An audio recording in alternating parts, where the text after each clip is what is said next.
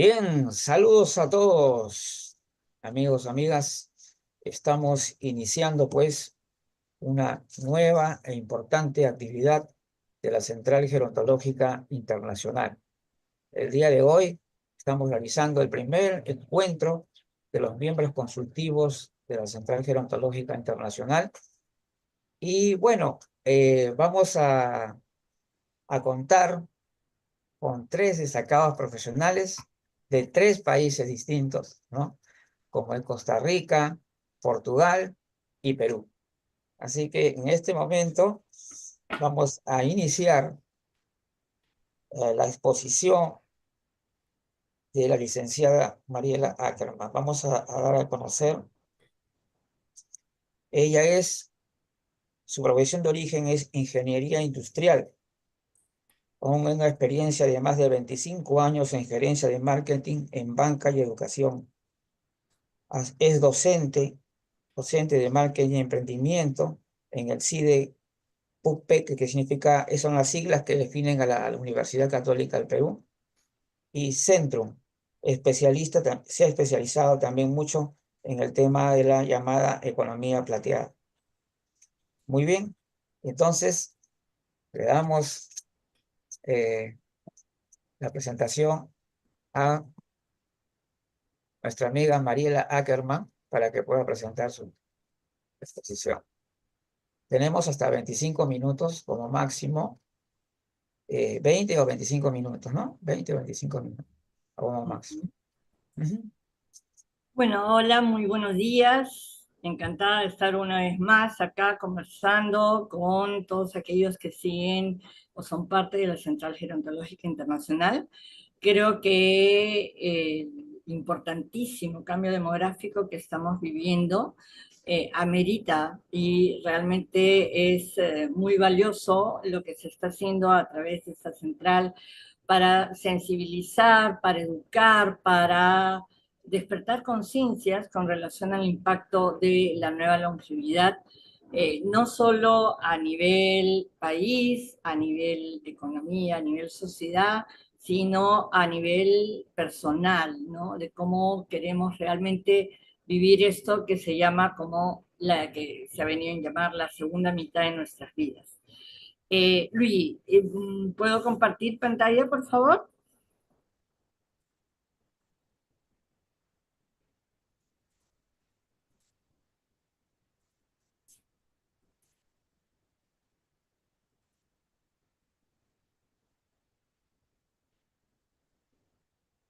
Se ve mi pantalla? Ok, muchísimas gracias. Bien, entonces el tema sobre el cual yo estoy trabajando, desarrollando, digamos, investigación y además también buscando a través de las clases de la universidad, tanto en el Centro de Emprendimiento de la Universidad Católica del Perú como en la Maestría de Gestión de Emprendimiento de Centrum, es un poco también despertar conciencia con relación a las posibilidades que se abre de esta nueva longevidad.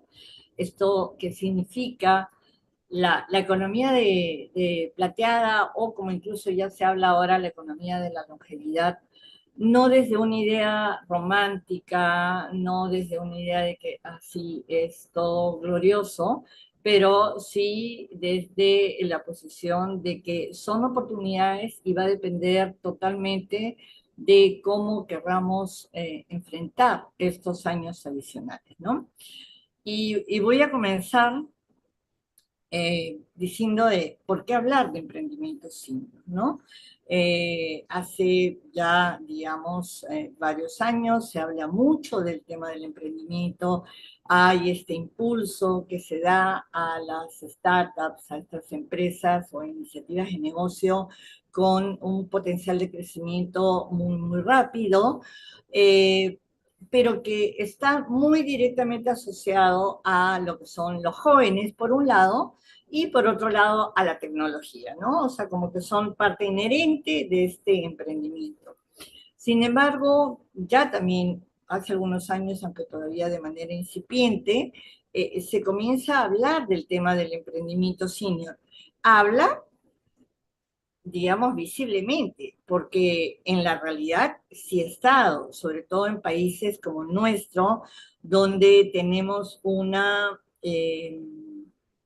perdónenme un segundo, tengo un problemita ¿cómo se llama? De conexión. Un segundo.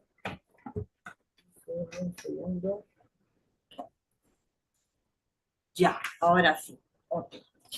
Entonces se comienza a hablar del emprendimiento senior, aunque ya ha estado subyacente en algunas de nuestras economías, sobre todo, por ejemplo, en la economía peruana, donde tiene un 70% más de informalidad y donde a un alto porcentaje de la población no tiene otros recursos sino que mantenerse activo. Y el emprendimiento es una de las principales opciones que tiene, ya que el mundo, digamos, empresarial convencional, el mundo corporativo, no da cabida o no da suficiente cabida a las personas 50 más, ¿no? Entonces, quiero recordar solamente algunas cifras que ya en anteriores oportunidades he mencionado. Según el BID Lab específicamente, que está trabajando mucho en el tema del desarrollo de la nueva longevidad, de la economía plateada, se habla de que ya somos 70 millones de personas mayores en América Latina y el Caribe. Ese número viene de multiplicarse en las últimas 3 décadas, pero además se va a duplicar nuevamente en las siguientes 3 décadas, ¿no? Eh, Hay también, ya comienza a haber alguna corriente en unos países más, en otros países aún muy incipiente, de que esta segunda mitad, esta prolongación de la expectativa de vida, donde hablamos ya de una edad, por ejemplo, promedio en el país, en el Perú, de 78 años, significa que hay pues más personas que van a traspasar la barrera de los 60 y que además esperemos que vivan en mejores condiciones que las generaciones que nos precedieron, ¿no? Entonces comienza a haber un movimiento, un cambio de narrativa y una ruptura de estereotipos, ¿no? No es el abuelito, no es la persona que ya dejó de ser productiva y que como que lo único que le queda es replegarse a sus cuarteles de invierno, ¿no? Sino por el contrario, es una persona que permanece en actividad, que se vincula, se relaciona con los demás, ¿no? Y entonces la pregunta que nos tenemos que hacer todos es cómo vamos a vivir esos 20 o 30 años adicionales que la vida nos regala, ¿no? Eh, son, no son poca cosa. Me pasa que yo introduzco el tema en los diferentes grupos de personas con los que me relaciono y siento que a pesar de que pueda, grupos que hay un nivel educativo, digamos, interesante, importante, tienen muchos años de educación formal, pero que hay esta percepción de que uno, no soy vieja, dos, no quiero pensar en ese tema, ¿no? Entonces, hay esta falta de conciencia o falta de planificación de justamente cómo vamos a vivir. Y eso involucra las diferentes facetas de nosotros, ¿no? O sea, no solamente la física, cómo me voy a preparar para físicamente extender eso que llaman la esperanza de vida saludable al mayor tiempo posible, ¿no? La parte mental, o sea, cómo me mantengo activo, cómo sigo sintiéndome útil, la parte económica, la parte de cómo voy a financiar, cómo voy a realmente poder vivir esos 20 o 30 años adicionales en las condiciones que me gustaría hacerlo, ¿no? Entonces son preguntas, son reflexiones que realmente yo invito a las personas que nos escuchan, ya sea en directo ahora o luego la grabación, los invito a hacerlo, ¿no? O sea, ¿qué es lo que quiero? Son 20 o 30 años.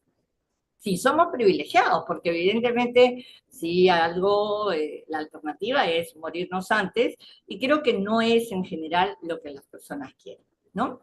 Entonces, por tanto, yo sí creo firmemente que el envejecer es un privilegio por un lado y una oportunidad por otro lado.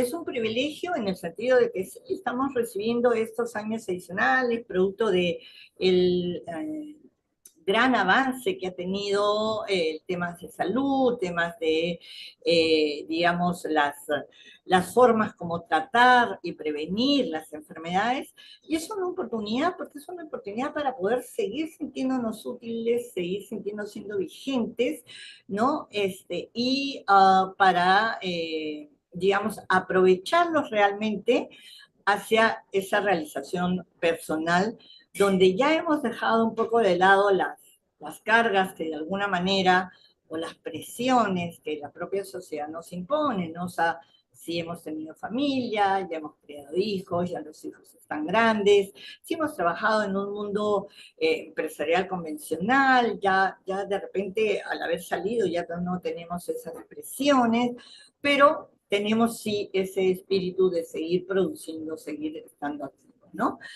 Y entonces surge pues el emprendimiento senior, o sea, la posibilidad de realizar alguna actividad productiva, generando ingresos para mí, pero además pudiendo tener la oportunidad de resolver alguna necesidad del mercado, algún problema de la propia sociedad, ¿no? Y además con esta gran repercusión positiva en mi salud, tanto física como mental, porque de alguna manera nos conecta. Y con esto no hablo de que vamos a ser millonarios, o sea, ahora ya llegas al 60 más, ahora saliste de la empresa, ya no trabajas, no, y te vas a dedicar y vas a montar un negocio y vas a ser millonario. No estamos hablando de eso, por eso hablaba yo de no es romantizar la idea de esta etapa, pero sí es encontrar algo que alineado a tu propósito, a lo que quieres para esa siguiente etapa de tu vida, alineado a tus valores, que te hagan sentir útil y que a la vez, como digo, pueda ayudar a resolver algún problema de la comunidad, ¿no? Los estudios que hay, que comienzan a ver, cada vez dicen que cada vez hay más personas mayores que emprenden y emprenden con éxito.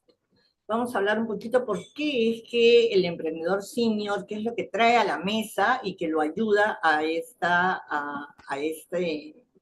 digamos, en esta actividad. Por otro lado, que los emprendimientos de 50 más tienen una mayor tasa de éxito. Ese es un estudio también que ha habido. ¿Por qué? Nuevamente, por esa experiencia, por ese conocimiento, entonces, por esa persistencia, ¿no?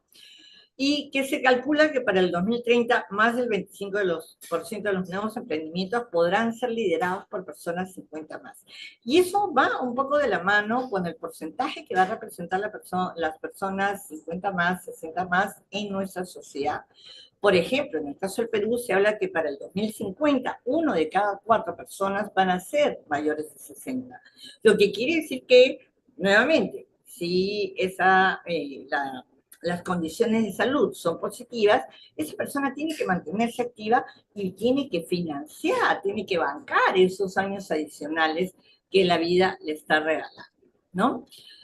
¿Cuáles son, en mi experiencia, yo les decía, yo dicto cursos en Prende Senior, estoy muy metida en el tema de la economía plateada, como lo mencionó Luigi.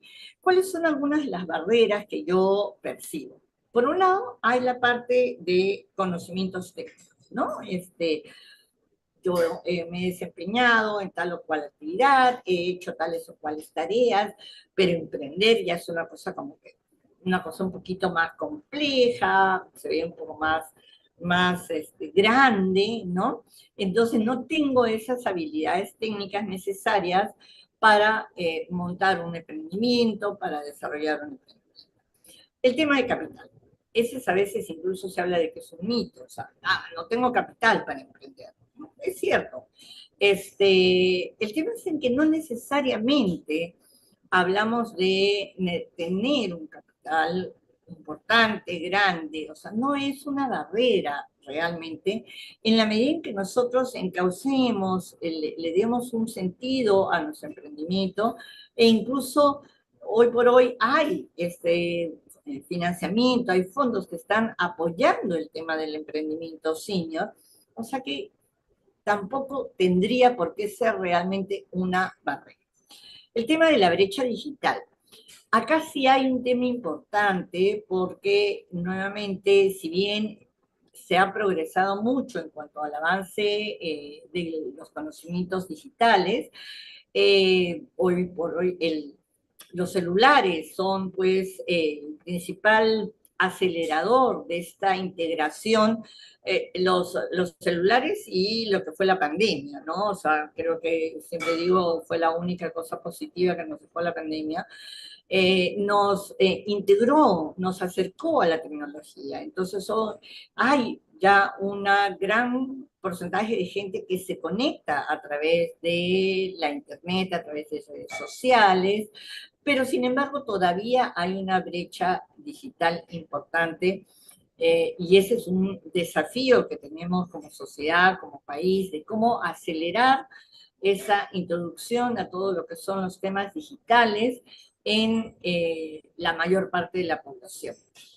Hay otra barrera que es la información de mercado. O sea, de repente yo tengo una idea, me gusta, creo que puede funcionar, por ahí he sondeado, pero no tengo información de mercado, ¿no? O sea, ahí me sale mi sesgo de marketing, cómo cuantifico el mercado, cómo veo si esta es una, digamos, alternativa interesante, tenga potencial. Entonces, se necesita pues también nuevamente desarrollar sistemas o facilitar el acceso a información de mercado para que las personas puedan tener un poquito más de transparencia y un poquito más de, tengan capacidades mejores para poder identificar oportunidades de crecimientos dinámicos, de crecimientos que tengan potencial de crecimiento.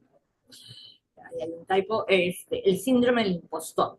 No soy lo suficiente, no soy capaz lo suficiente. Se habla de que es esta percepción de que algunas personas sentimos que no necesariamente tenemos todas las capacidades o condiciones que se necesitan para emprender y que son más barreras mentales que barreras reales, ¿no?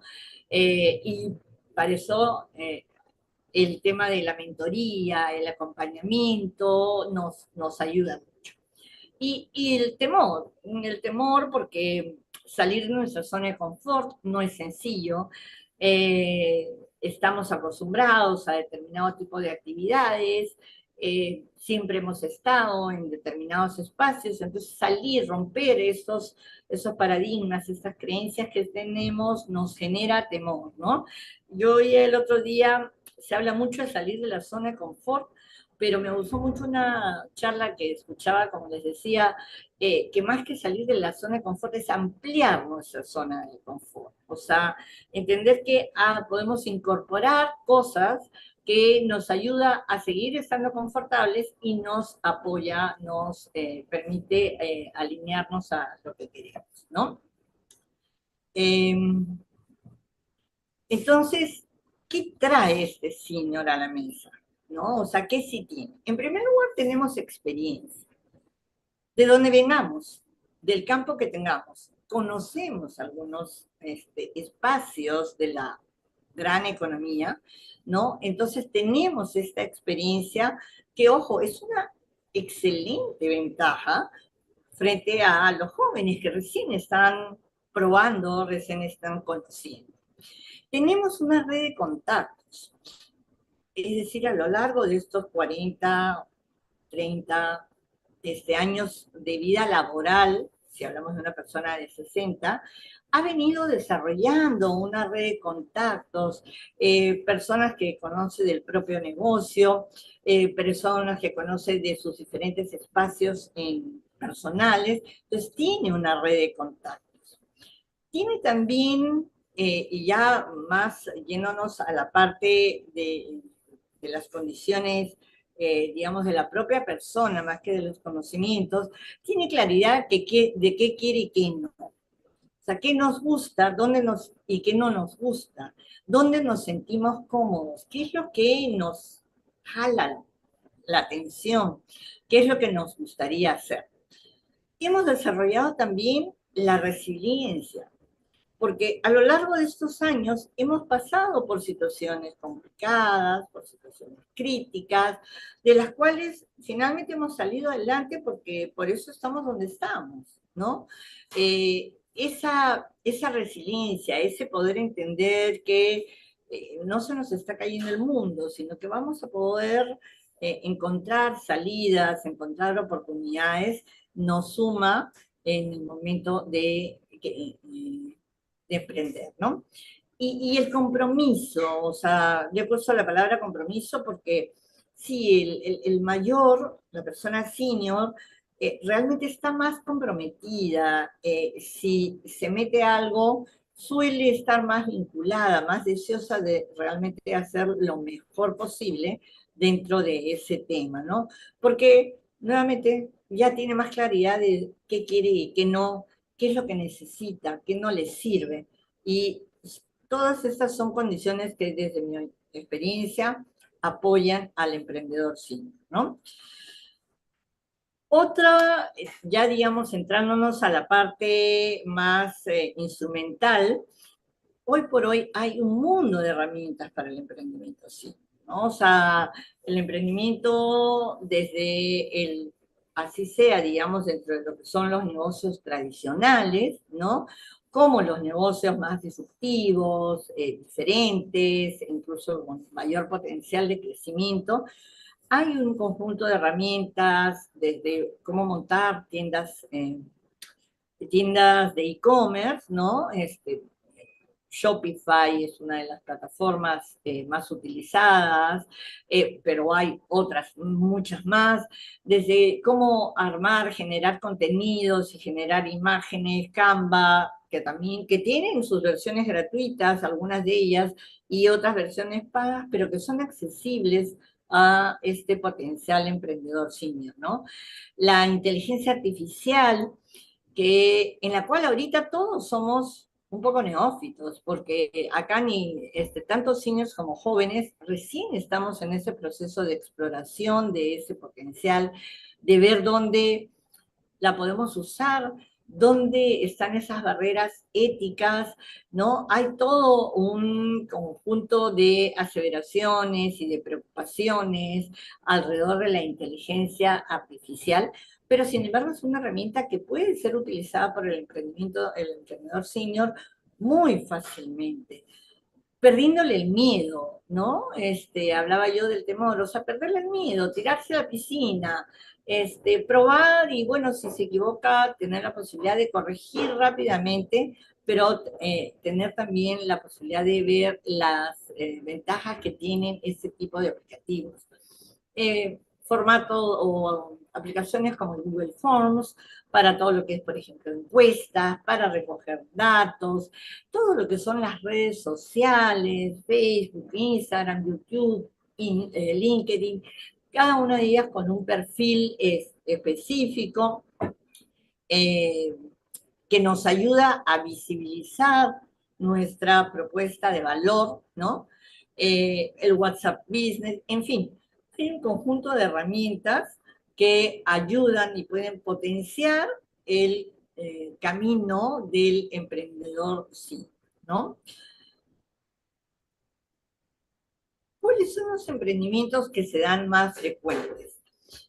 Normalmente hay mucho de vinculados a servicios con propósito, porque ese emprendedor senior que ya tenía una trayectoria laboral como dependiente o independiente, pero que quiere seguir aportando desde su experiencia, desde sus conocimientos y en la medida de lo posible resolver algún problema que todavía está presente en nuestra sociedad.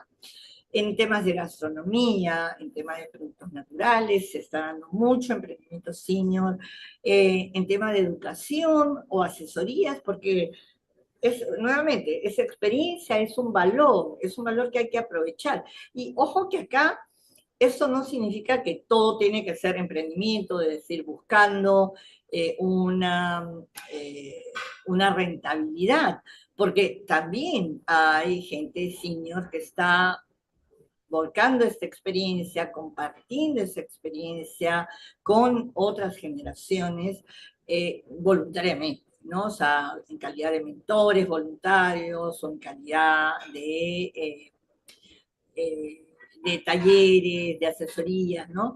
Por ejemplo, la asociación, y esto un poco para el que tenga interés, ACEP es la Asociación de Emprendedores Peruanos, ha desarrollado toda una iniciativa de mentorías que son, digamos, prácticamente gratuitas para el emprendedor, y donde los mentores son todos profesionales que han tenido una trayectoria exitosa laboralmente, y que están compartiendo gratuitamente, sin remuneración, sus conocimientos con los nuevos emprendedores, ¿no?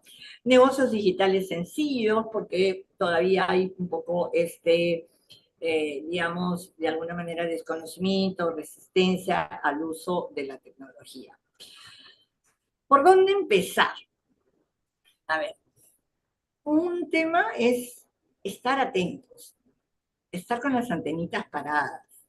¿Qué me gusta? ¿Qué observo? ¿Dónde hay algún problema que yo pueda tratar de resolver con una solución? ¿No? Y tener en cuenta esas ideas, anotarlas, ir con una libretita en la cartera, nosotras las mujeres, o en el propio celular, ¿no? Mira, he visto esto, qué interesante, acá podría haber alguna forma de resolver este problema que es real para las personas, ¿no? Conversar, porque ese es un cambio de mirada que ha habido con relación, sobre todo en temas de marketing, de emprendimiento. La necesidad hay que observarla, hay que recogerla de quien la tiene, no desde nuestra posición de, yo creo que este es el problema, yo creo que esta podría ser la solución.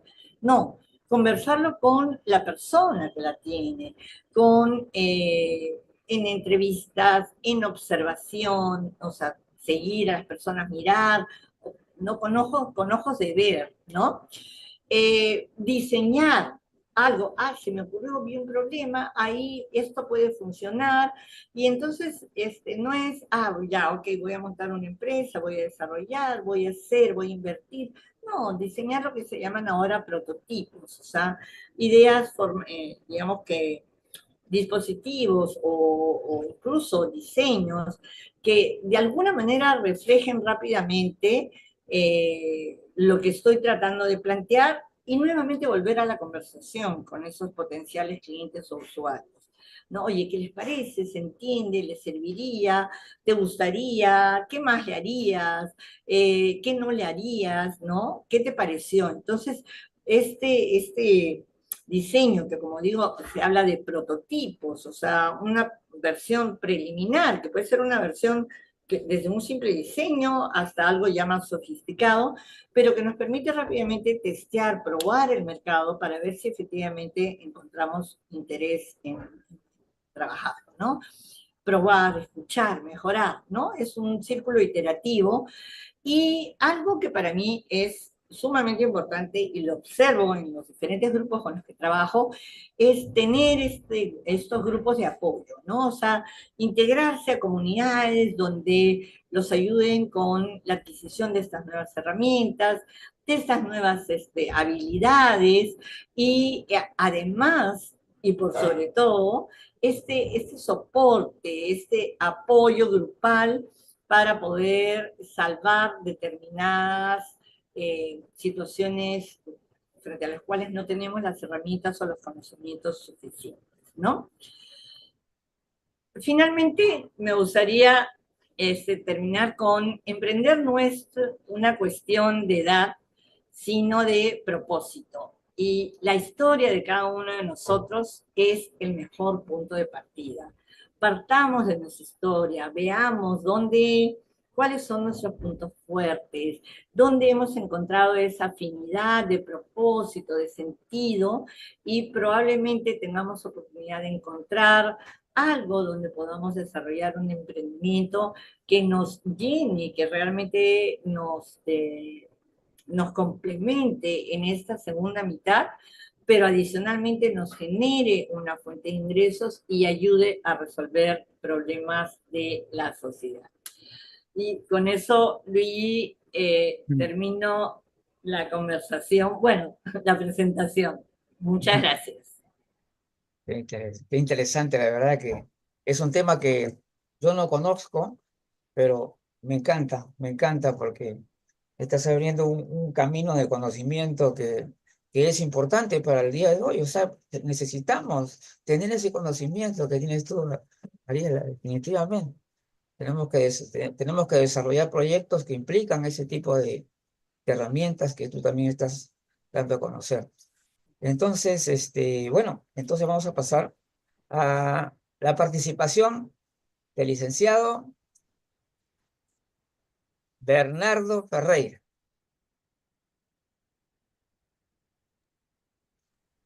Adelante, ¿cómo estás? Sí, Vamos un ratito a hacer la presentación sí, de acuerdo estoy a... me escuchando, Sí, sí, ¿cierto? Que sí, han metido los auriculares. sí, Ah, vamos a presentar a sí, Bernardo Ferreira, sí.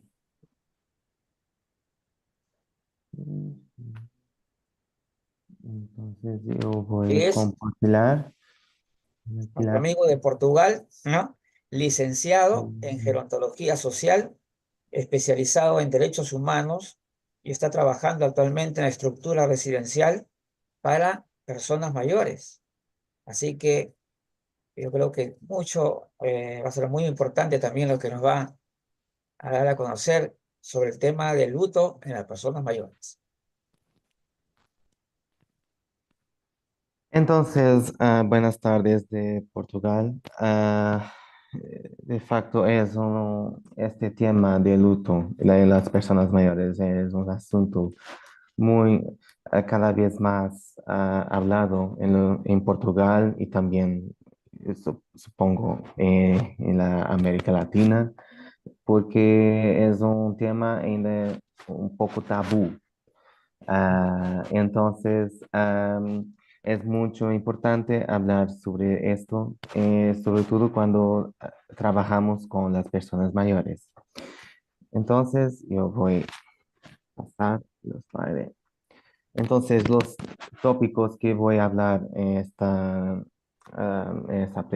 ponencia es el concepto de luto, el dolor. No lo sé qué termo y ustedes usen, pero yo pienso que sería los dos, pero entonces es el luto, el concepto, los tipos de luto, de duelo, los mitos que existen en el luto, sus etapas y por fin en una pequeña conversación entre nosotros, posibles estrategias para ayudar a la persona mayor en duelo, porque en cada país es diferente todos los nuestros contextos sociales. En Portugal es diferente, pienso, diferente del contexto de Perú, por ejemplo, el contexto de las personas mayores, de envejecimiento. Y entonces es muy interesante esta partida que la mi proposta en el final de la ponencia, de mi ponencia. Entonces, para comenzar, lo que es esto, lo luto. Lo luto es un proceso que comienza debido a la pérdida de un ser querido, por ejemplo, animales o personas o alguna cosa. Es un sentimiento idéntico que surge también cuando se pierde un vínculo emocional o el contacto con una experiencia a la que uno ya estaba acostumbrado. Por ejemplo, el trabajo. Cuando perdemos el trabajo, por ejemplo, también es una pérdida que también tenemos que hacer nuestro luto. O también cuando estamos en la aposentaría, también es otra manera de tenemos que hacer el luto porque es otra etapa que nos pasamos. Am, Después, yo aquí tengo algunos tipos de luto, que, por ejemplo, tenemos el luto por la pérdida de un hijo, por ejemplo.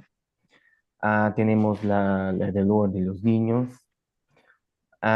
lo principal que es el duelo en la vejez, también el luto por el fin de una relación romántica, el luto por un suicidio de alguien y también el luto por una pérdida de una mascota, un animal, por ejemplo. Estos son algunos tipos de lutos que estamos acostumbrados a asistir en nuestro trabajo y nuestra sociedad. Y mismo en las personas mayores, a quien haga, por ejemplo, luto por la pérdida de un hijo que también es mayor, por ejemplo, que sea en adulto, por ejemplo. Am, Ahora, yo tengo aquí unos mitos sobre lo luto en las personas mayores. Por ejemplo, am, algunas personas dicen que las personas mayores no hacen luto, por ejemplo, que después de tantas pierdas que es imposible hacer más lutos. Aquí no podremos decir eso. ¿Por qué? Porque el luto no escoge edades. Entonces, nos hacemos un luto muchas veces por pierdas muy significativas. Y entonces, esta cuestión del luto es independientemente de la edad. El luto no escoge edades. Después, tenemos otra afirmación que después de perder a tanta gente, no duele en absoluto. O sea, las personas mayores están acostumbrados en perder, que para ellos es más fácil. Y no es así, ¿verdad? Que todos los lutos son dolorosos. Y independientemente también de lo nuestro histórico de edad de pierdas y también de nuestra edad. Estos son los mitos más frecuentes yo veo en Portugal. En el contexto también. Cuando, por ejemplo, a una muerte de una persona mayor y que puede ser amiga de otra, y después un poco ignorado esa cuestión de, eh, son personas mayores, no, ellas están acostumbradas con estas cuestiones, no necesitan de darnos apoyo. No es así. Las personas mayores son, acima de todo, como todos nosotros, os seres humanos, ¿verdad? Y tenemos sentimientos, tenemos nuestras emociones y nuestra forma de procesar las cosas. Ahora, nós tenemos la cuestión de las etapas del luto, ¿ok? Que nós tenemos una psiquiatra que es Elizabeth Kubler-Ross, que esto es según la perspectiva de ella, que las etapas de luto están divididas en 5 fases. Primero tenemos la negación, en segunda es el enojo, la ira. Después tenemos nuestra negociación, después la depresión y por fin la aceptación. Pensar que esta es una teoría muy consistente, muy actual, pero hay algunos autores que defienden que ya no es bien así. A veces podíamos trocar algunas etapas unas por otras. Esto depende mucho de nosotros y de las nuestras características individuales, ¿verdad? Por tanto, en la primera es la negación, en que esta primera fase es normalmente nuestra primera reacción inmediata, que cuando hago anuncio de la muerte de un ser querido, que es efectivamente el rechazo. La persona en duelo no cree que ha acontecido eso, la persona mayor también, es más complicado, se niega, cree que la posibilidad que ha perdido algo o alguien así tan querido, rechazando así la realidad. Es imposible. No es verdad, es imposible que haya acontecido eso, ¿verdad? Es lo primero pensamiento, el pensamiento constante y recurrente que atormenta a la persona. Y aunque que es una experiencia extremadamente dolorosa y angustiante, por tanto es necesaria para que la persona pueda retomar el contacto con el mundo exterior, como por ejemplo con el trabajo, con actividades de voluntariado, las personas mayores, quien está en su reforma, su aposentadoria, también la vida social, las relaciones sociales también y los proyectos sociales que son muy importantes. Cada individuo recorre este camino a su manera, como ha dicho ayer, que de una forma muy única y muy particular. La negación tiene un objetivo de proteger de una verdad incómoda, pero esta negación puede destruir psicológicamente a una persona, ¿verdad? Esta etapa del duelo puede variar en duración. Nos podemos hacer esta etapa, por ejemplo, en un mes, como también podemos estar años en esta etapa, ¿verdad? Y también tienes su duración, como ha dicho. Es común también que una persona en luto que busque algún aislamiento social y que se distancie de cualquier cosa que le haga recordar lo individuo, la persona que ha fallecido. Es posible que ahora, después, tenemos, después de esta negación, la persona va al proceso de la ira.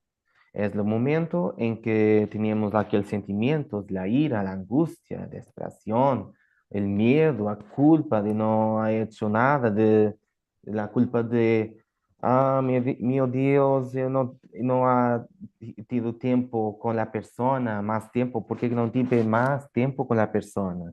Y entonces nos tenemos estas frustraciones constantes que, que están muy presentes en la vida de la persona en luto. Este torbellino de sentimientos a menudo invade nuestra mente, llevándola a comportarse de manera muy dura y desagradable hacia los demás. Nos, cuando nosotros estamos con personas en momento de luto, muchas veces cuando estamos hablando con ella, muchas veces puede presentar un hogar con mucha ira o también alguna forma de hablar muy bruta, más violenta, por ejemplo.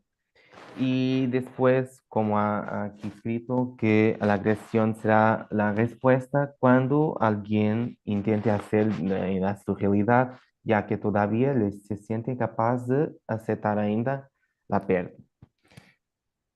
Que es posible que una persona en luto que exprese su ira a través de conductas autodestructivas, como beber jejo, discutir con extraños y también destruir la propiedad de otras personas. La persona está angustiada y no comprende la gravedad de sus acciones y comportamientos.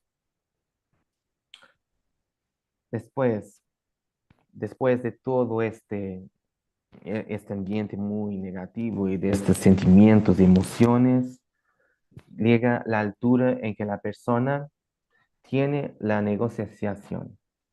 En esta fase del luto implica negociaciones, es decir, la persona en luto negocia consigo misma o con una entidad superior. Podemos usar aquí la cuestión religiosa, en que cree que un intento desesperado de aliviar su dolor. Diversos pensamientos como cómo hubiera pasado si hubiera hecho esto, o si hago algo, puedo revertir la situación. Invade la mente de la persona que está en luto, aunque es consciente de la imposibilidad de estos actos que se entrega a ellos para consolarse, ¿verdad? Después de tanto refletir con nosotros, después tenemos una de las partes más complicadas, que cuando estamos muy en bajo, estamos en depresión, en que es cuando la persona eh, se ve invadida por un gran sufrimiento que puede durar semanas o meses y que se aferra al dolor que provoca a partir de su ser querido, utilizándolo como un alimento para permanecer en un estado depresivo. Este estado en las personas mayores, cuando están con estos pensamientos y con estos sufrimientos, a nivel cognitivo, puede piorar mucho, por ejemplo. Ah, por ejemplo, yo he hecho algunas evaluaciones, algunas escalas que yo he avaliado, he usado la escala de presión geriátrica. Y entonces yo he avaliado una persona en que a unos meses estaba tan bien y que después de tanto acontecimientos de la familia y de otros contextos particulares, que después ha notado que a nivel de depresión ya era una gran diferencia. Ya no tenía ausencia de depresión, tenía ya una media a camino de una grave depresión, por ejemplo. Así, la persona mayor o cualquier persona puede llorar mucho, puede replantearse sus decisiones, experiencias vitales, aislarse de familiares y amigos y de colegas también, tener episodios de nostalgia e incapaz también de volver a vida normal como era antes. Esta etapa del luto requiere mucho apoyo por parte de las personas más cercanas. Nunca a olvidar de esto, que además del apoyo psicológico, que es importante aquí también, lo gerontólogo, que en esta cuestión de lo apoyo a persona mayor, también es imprescindible en determinados casos, ¿verdad?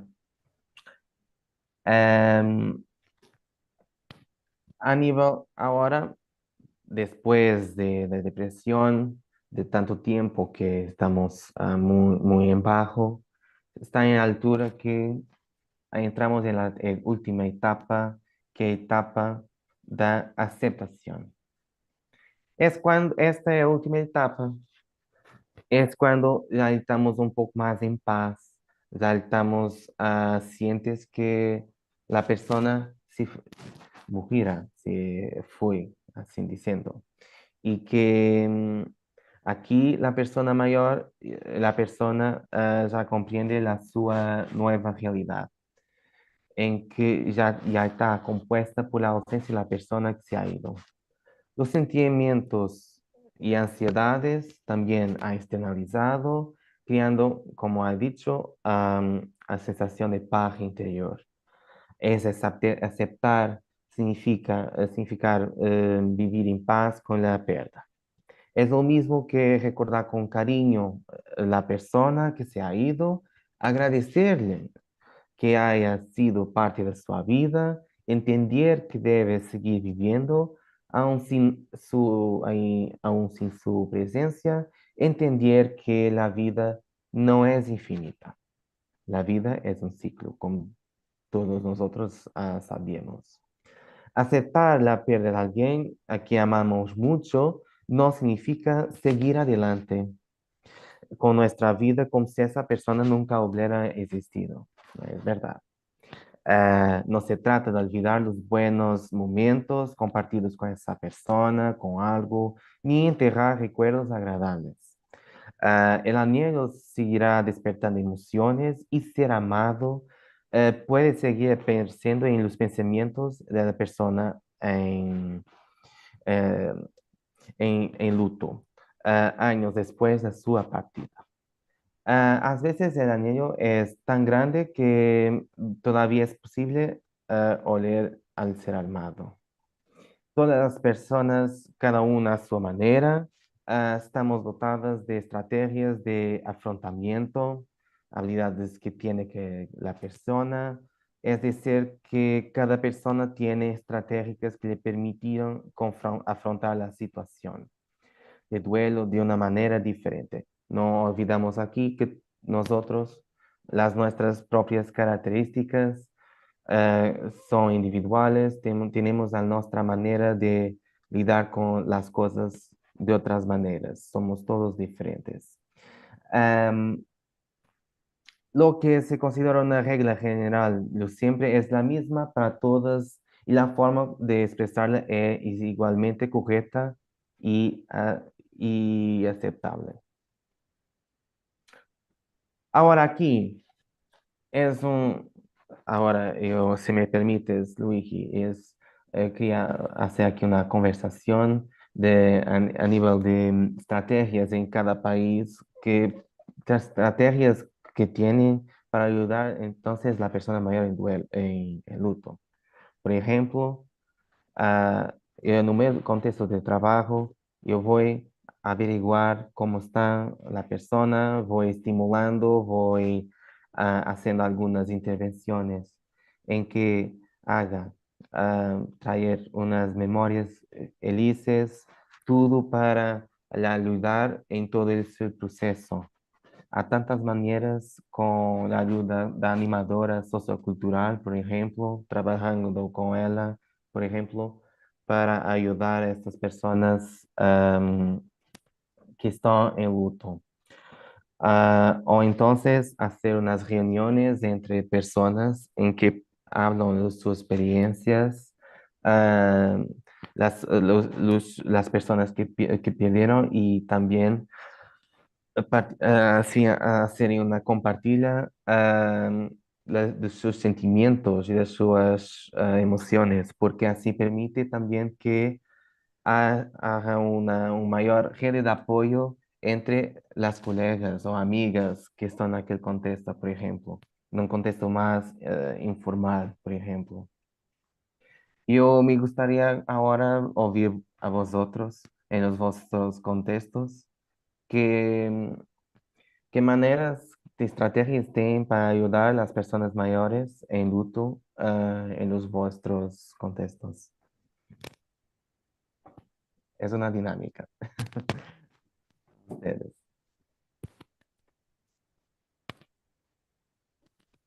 ¿Alguien quiere hablar? Por ejemplo.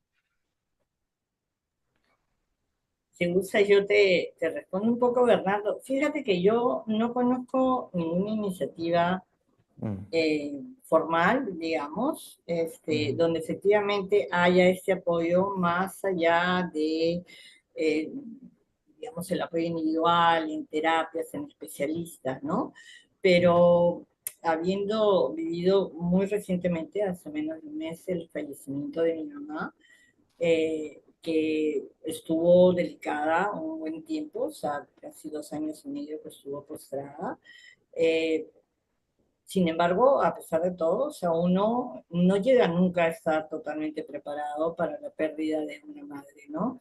Eh, y no, de verdad que no he encontrado por ahí algunas iniciativas, digamos, en cuanto a dulas que acompañan el proceso final, pero creo que tengo, y yo como te digo, estoy investigando mucho el tema del emprendimiento, de las iniciativas para las personas mayores. No he encontrado más allá de un par de nombres.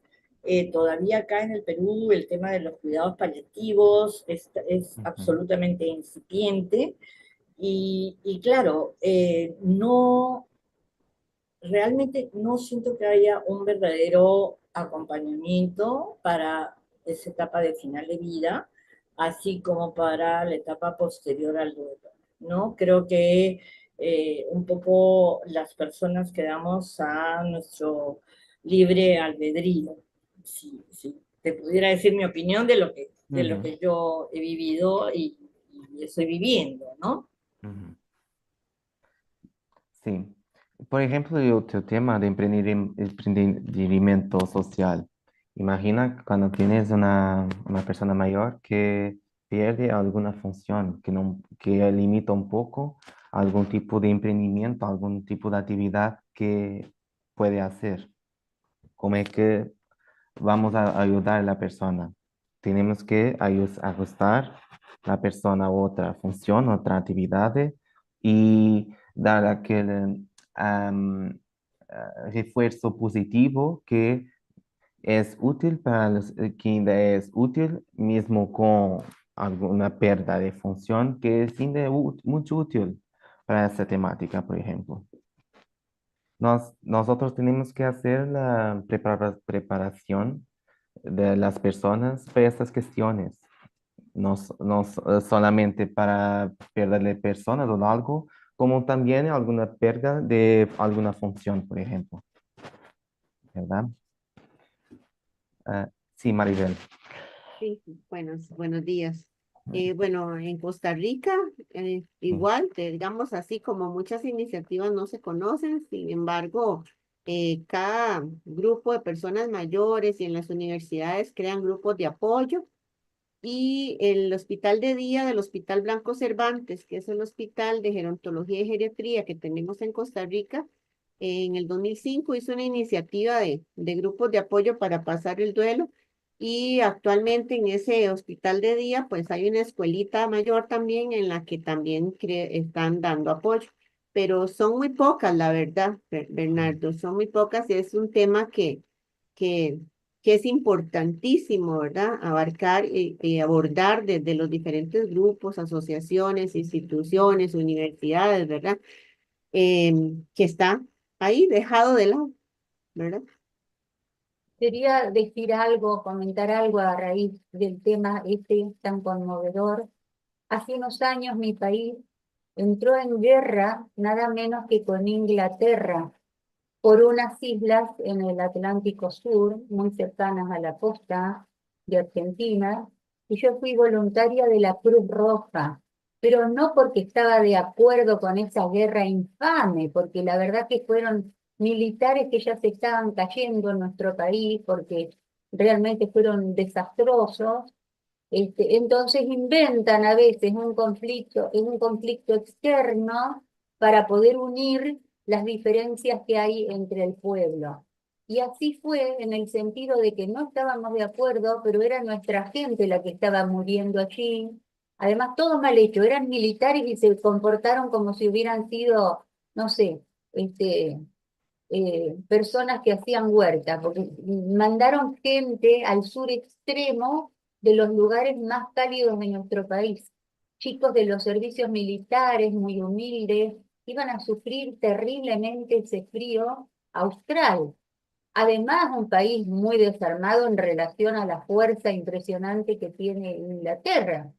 Este, es decir, que trabajé en la Cruz Roja, pero para acompañar a los familiares, porque aquí, donde yo vivo hay una brigada aérea muy grande y la verdad que los que iban a luchar allí iban con los aviones bajitos, ¿no? Que tiraban misiles y que llevaban elementos a la isla.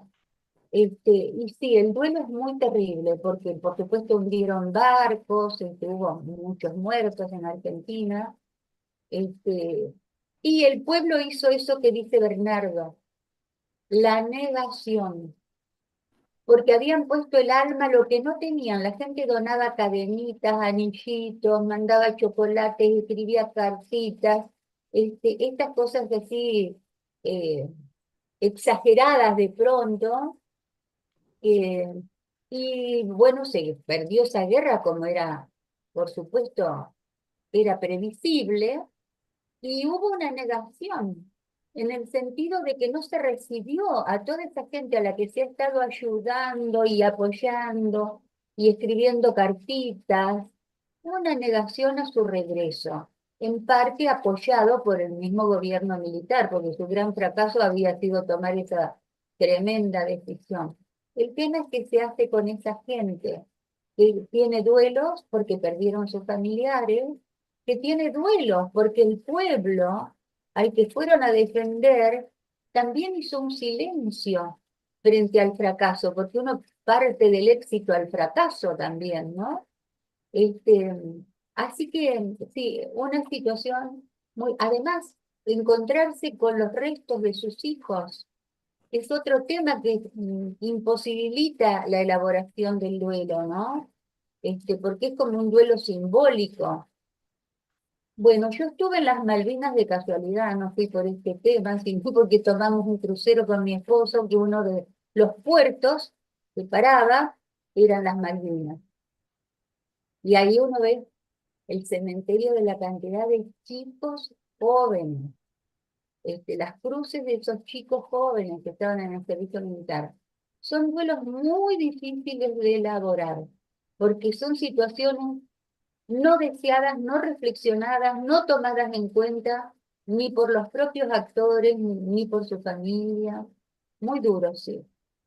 Muy buena la exposición de ustedes, muy buena. Muchas gracias, Norma, por su partida. Agradecemos. Luigi, ¿quiere decir algo? ¿Alguna cosa sobre el luto? Puede hablar.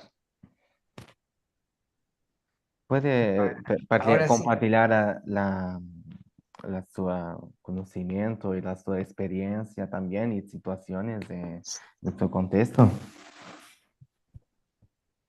Pienso que es importante.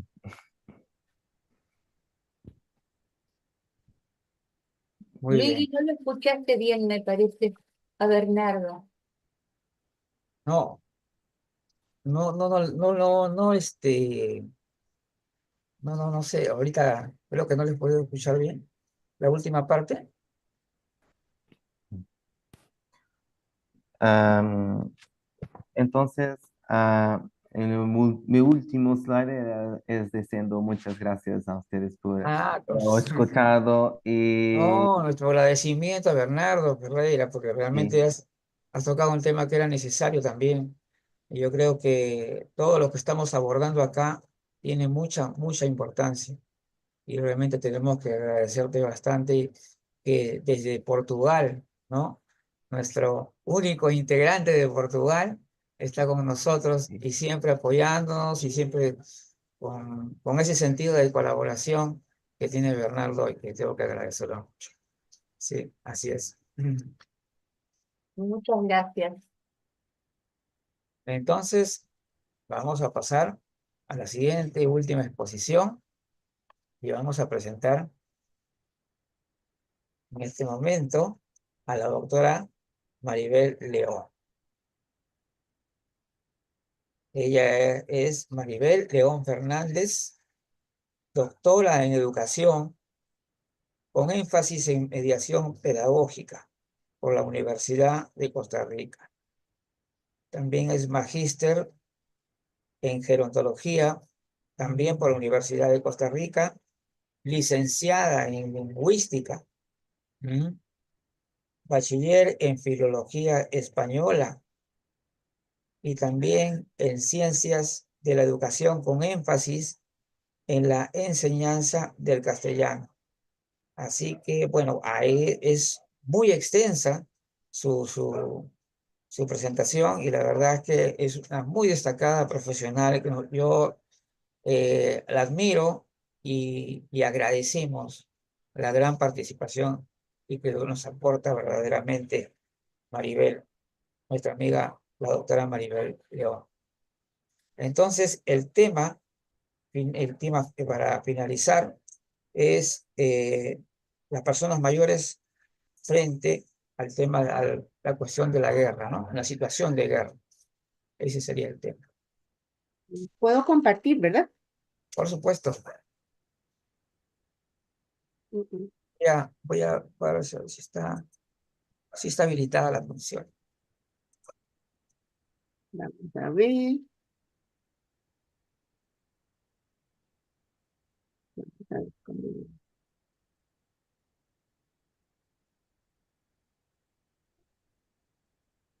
Sí puedes compartir. Ujú. Ok, hay una situación aquí. Ok, vamos a ver. Por Dios, espérate porque no me lo está permitiendo. ¿Qué es esto tan raro? Ah, es que se me fue donde sonó el... Ok, listo.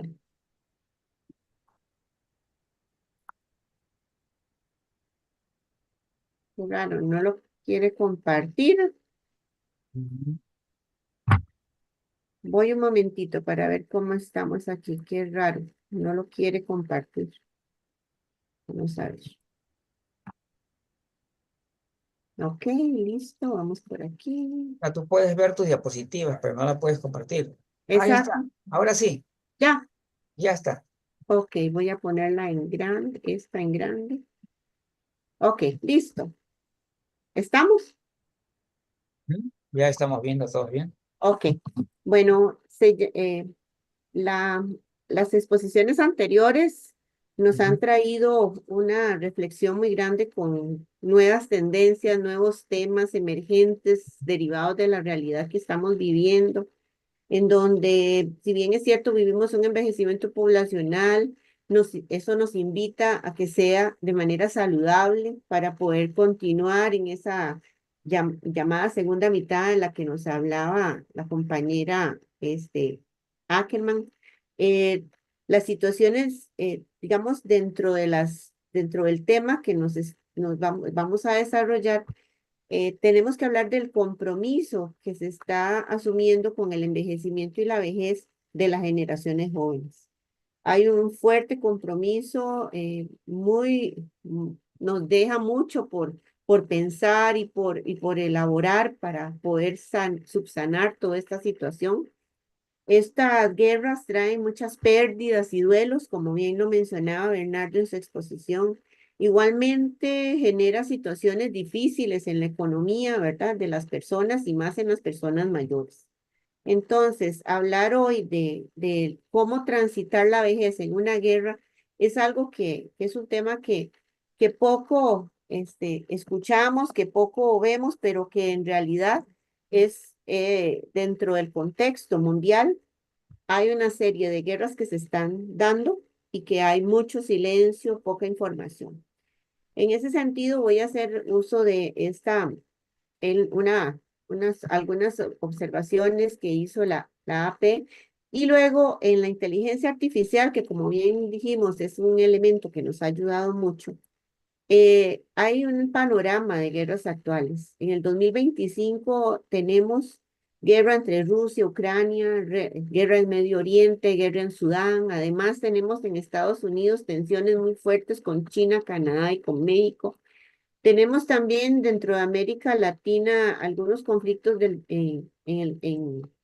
como digamos, la parte del 2025 propiamente dicho, esta guerra de Rusia y Ucrania que ya se lleva sus bastantes años.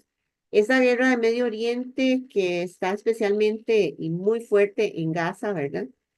En Sudán, con el número de víctimas tan grandes que hay que tampoco se sabe mucho ni se menciona nada, a no ser que uno busque información internacional. Muchas tensiones políticas hay definitivamente en América Latina y la crisis de seguridad en Sudamérica también, porque mucho se habla a nivel internacional igual de lo que está sucediendo en Sudamérica, pero igual en muchos otros lugares del mundo y que, como decía yo, poco se mencionan. Otros conflictos son, por ejemplo, la guerra civil en Siria, que se gestó a partir de todo esto de Gaza, empezó la guerra civil en Siria. Igual la guerra contra el narcotráfico en México, igual que en Colombia, ¿verdad? El conflicto israelí-palestino, que es otra situación también que se inició desde el 7 de octubre del 2023 con el evento que hubo, ¿verdad? En Israel. el conflicto Israel en el Líbano, porque de Gaza se partió hacia las guerras y ahora también en Líbano, todo va tocando, todo es, como es nuestra realidad es compleja, está relacionada todo con todo. Entonces, una cosa es como un dominó, va una cosa y se genera otra. La frontera sirio-israelí es otra de los conflictos. El irano-israelí es otro de los grandes conflictos que ahora ya Estados Unidos igual también se incorporó en el asunto, ¿verdad? Tratando de negociar con Irán, tratando de que Irán no, no escale hacia lo que es el uso de las armas nucleares. O sea, que estamos en el vilo de una guerra bastante difícil. La crisis del Mar Rojo, por ejemplo, cómo ahí se tiene bloqueado y por ahí pasan todo lo que es el comercio, ¿verdad? Es un área estratégica el Mar Rojo para la comercialización y todo lo que es el petróleo y todo, y eso va a implicar va a tener consecuencias a nivel de América, de todo el mundo, ¿verdad? La ACLED, que es los datos de eventos y ubicación de conflictos armados, nos revela este mapa.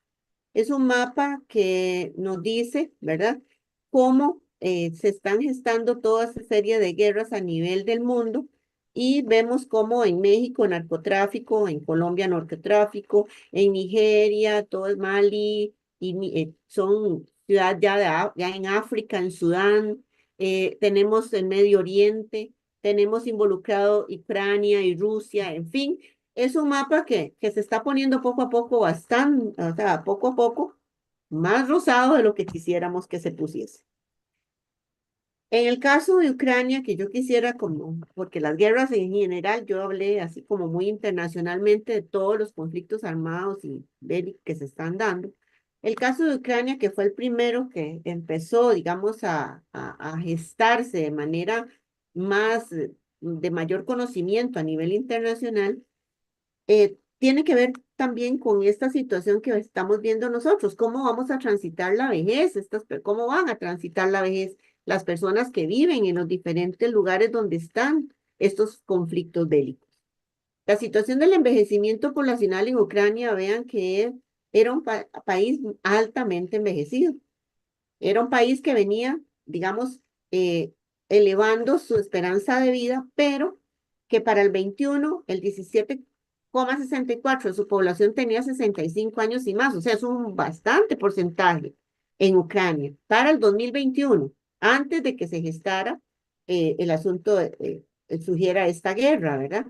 Las mujeres vivían más que los hombres y la esperanza de vida superaba los 73 años. O sea, era un país que apuntaba a tener un envejecimiento, digamos, saludable, sano, inclusive en las generaciones jóvenes.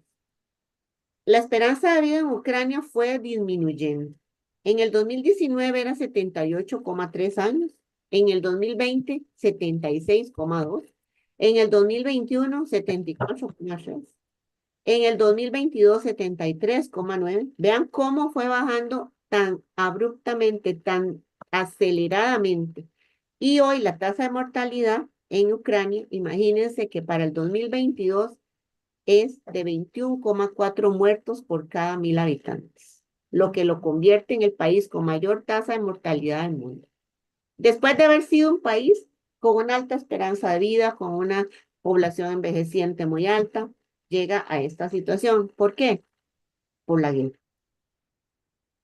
Nos dice en ese sentido la AP, y también nos comenta, se tiene ese conocimiento de la existencia de pueblos fantasmas en Croacia, donde residen principalmente personas mayores que no pudieron huir de la crisis humanitaria que se inició en el 2014 y han perdido sus seres queridos, quedaron aisladas y sin fuentes de ingresos.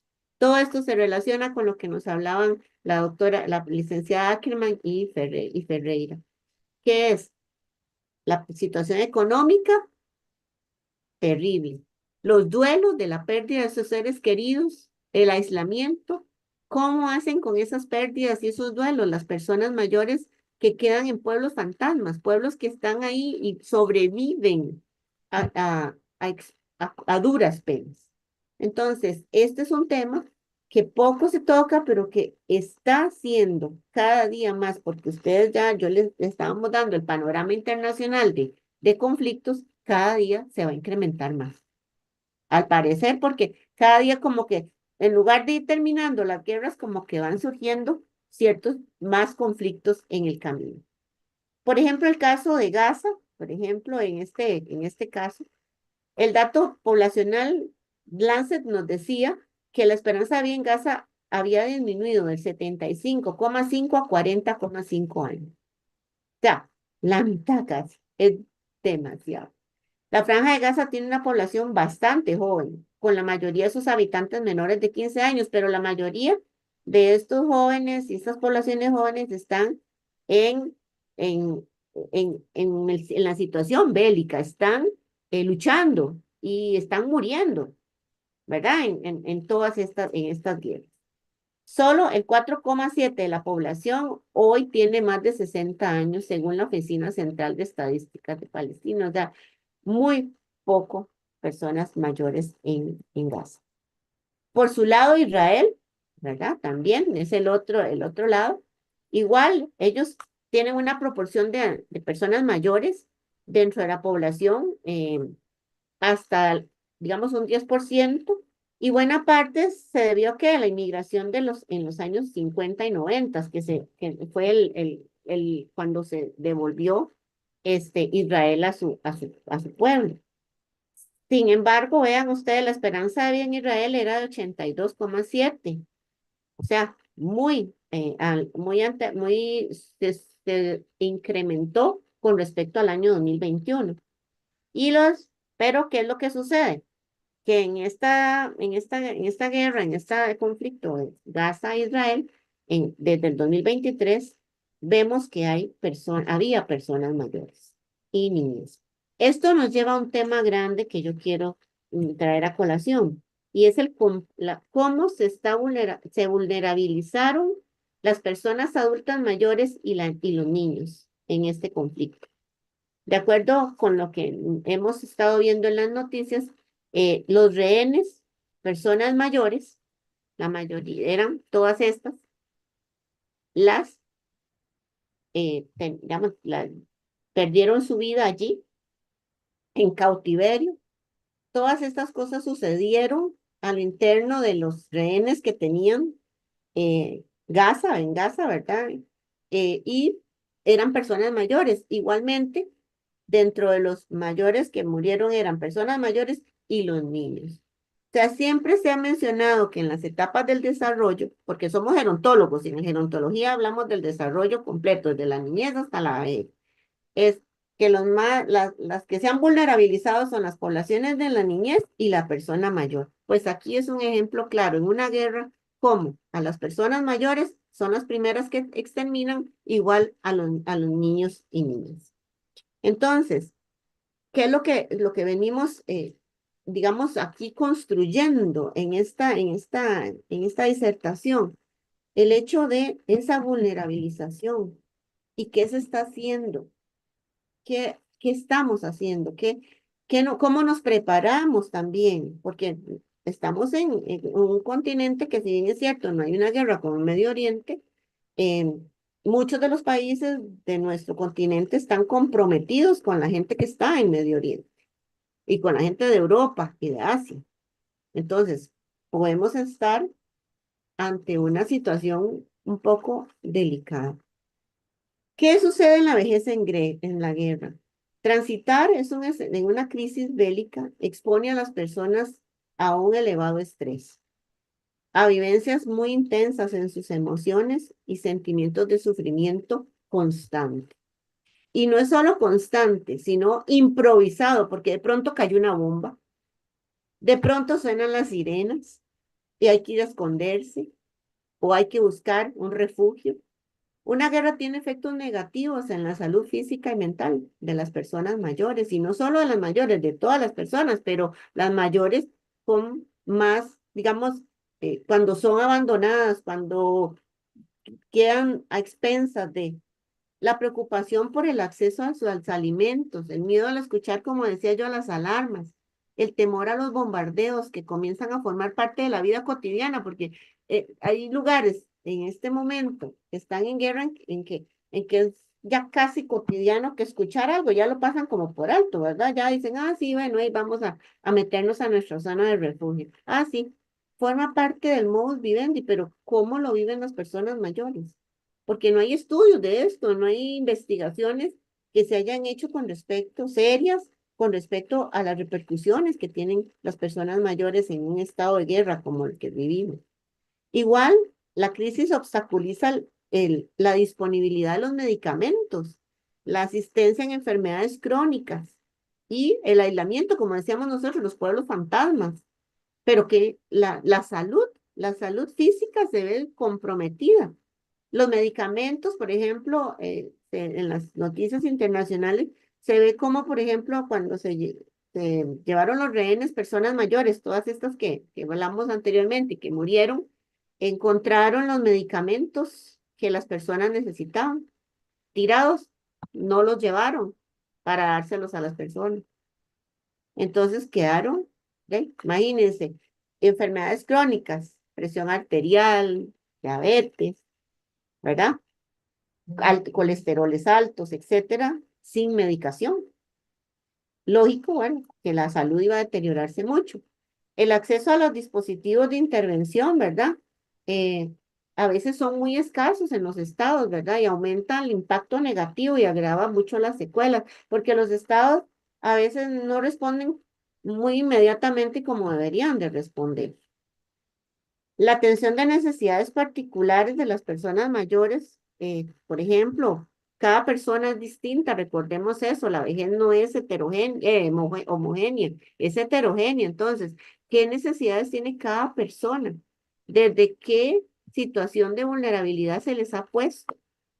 Las personas que presentan esos problemas de salud y que requieren esos cuidados especiales y no los reciben porque tal vez están hasta solas o están en pobreza. O sea, la persona mayor en guerra es una de las personas más afectadas por muchas situaciones. No, porque se le ha vulnerabilizado, ¿verdad? Inclusive, no es solo porque por sí, por ser mayor, no, es porque se le ha vulnerabilizado demasiado y se le ha olvidado.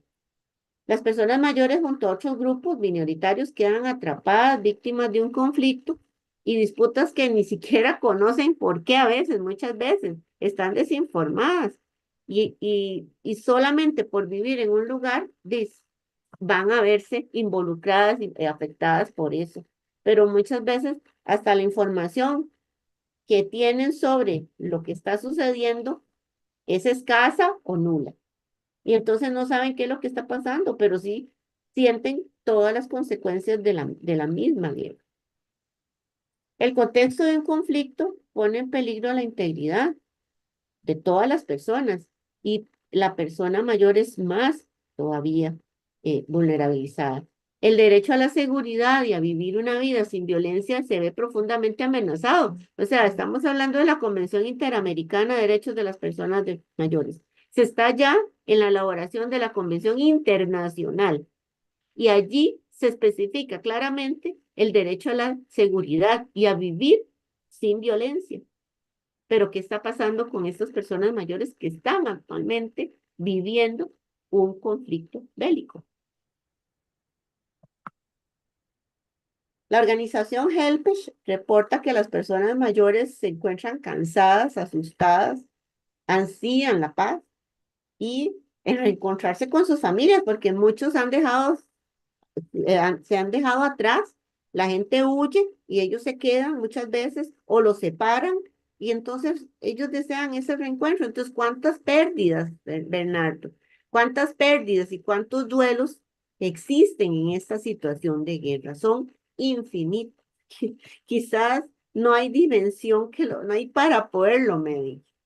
Y la situación económica que viven es desastrosa, ¿verdad? Porque no hay ni siquiera, a veces, si hay plata no hay que comprar, y si a veces no hay que comprar y no hay que comprar nada, ni plata ni nada.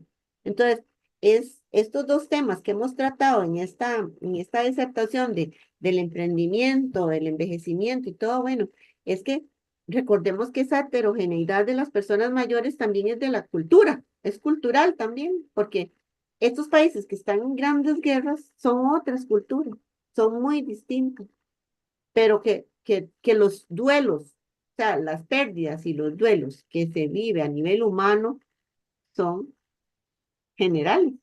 El dolor, la ausencia, ¿verdad? La depresión, la negación, todo eso lo está viviendo, el enojo lo están viviendo personas en el mundo que está en guerra, así como lo vivimos en otros lugares donde, gracias a Dios, pues disfrutamos de la paz. Vean un refugio para persona mayor. Una persona que tenga una dificultad para movilizarse, etcétera, ¿cómo se para de ese lugar? O sea, porque duerme sobre el suelo. Y para incorporarse, vaya, ¿verdad? Si no puede, ¿cómo? Y el frío que pasan, el hambre, en fin, ¿verdad? Son personas mayores que están sufriendo en muchos lugares del mundo y que no, ni siquiera se mencionan a nivel internacional, en las noticias no se habla de las personas mayores.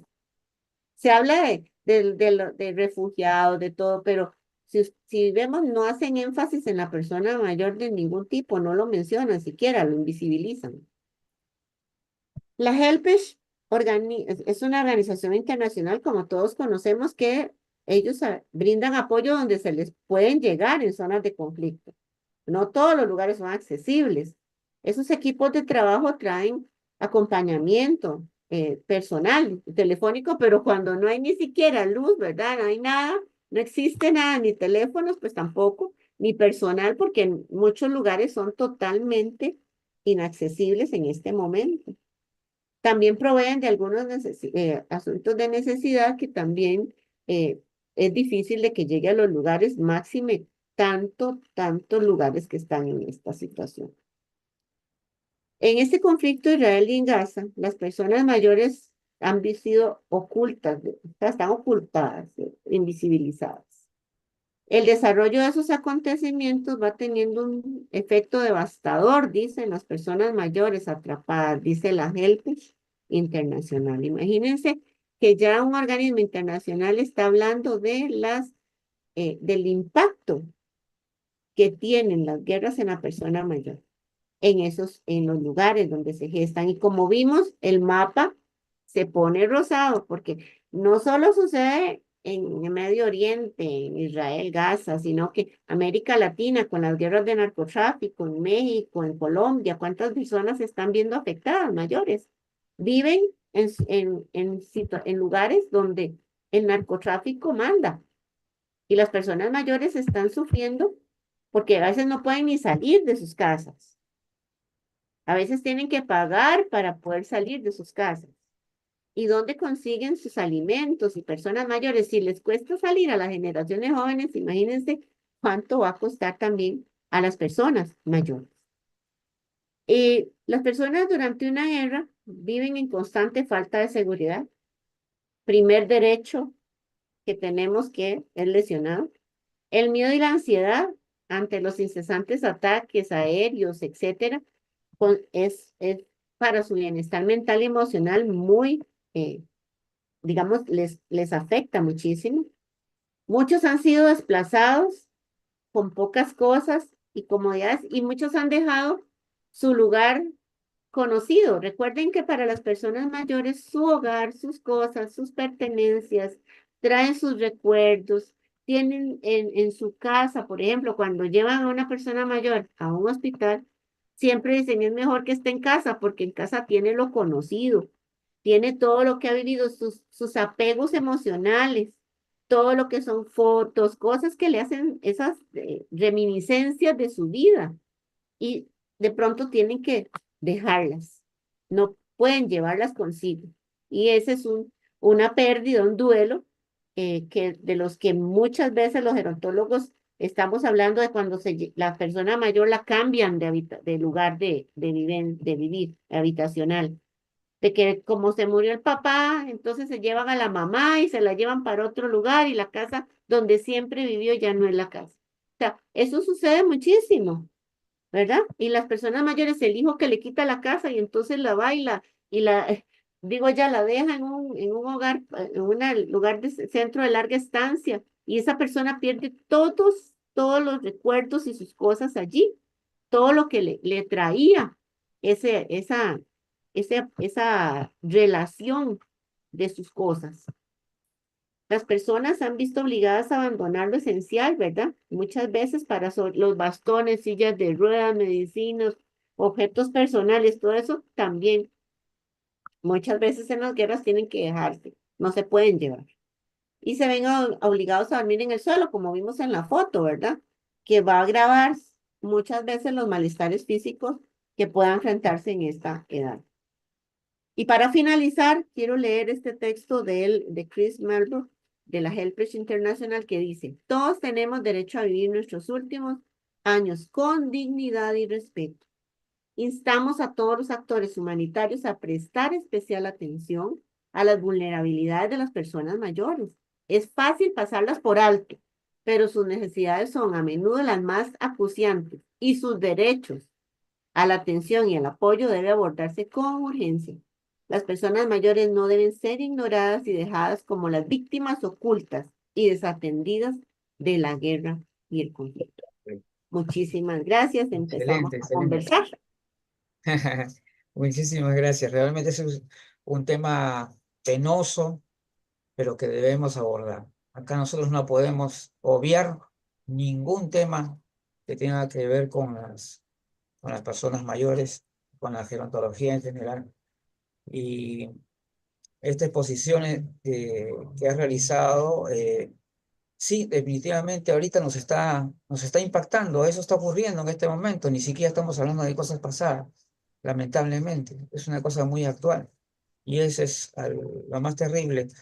Eh, con respecto también quería decir algo sobre el tema del luto que ha también hablado Bernardo, ¿no? Que también es otro tema doloroso, pero que tenemos que abordar con la mejor desarrollo profesional, ¿no? Esa es la forma. Gerontólogos, psicólogos, por lo que yo pienso, y les voy a decir algo, a mí, yo voy por las profesionales. No estoy, no es que yo desacredite a las personas que intervienen, ¿no? Intervienen cuando no son profesionales en temas que no deberían abordar.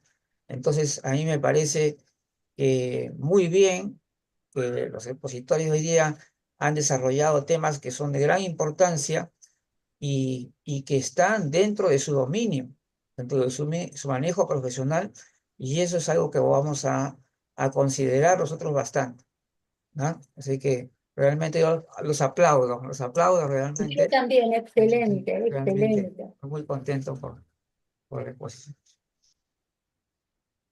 Sí, No hay sé. cuestiones que no son de opinión, sino de conocimiento. Este, y Claro, realmente es muy importante porque se cometen errores y, bueno, se llama iatrogenia cuando uno tiene intervenciones inadecuadas, ¿no? claro, está exactamente, así es. Bien, entonces yo les agradezco muchísimo y bueno, tenemos que, como dice, siempre estar informándonos. El día martes, por favor, los invitamos a las 6:45 de la tarde. El tema es el nuevo escenario gerontológico y una nueva agenda. Este programa es abierto, por si acaso. Es decir, las personas que vienen, nosotros vamos a hacer una presentación, ¿no? De algunas propuestas y nosotros vamos a poder conversar libremente de los temas, ¿no?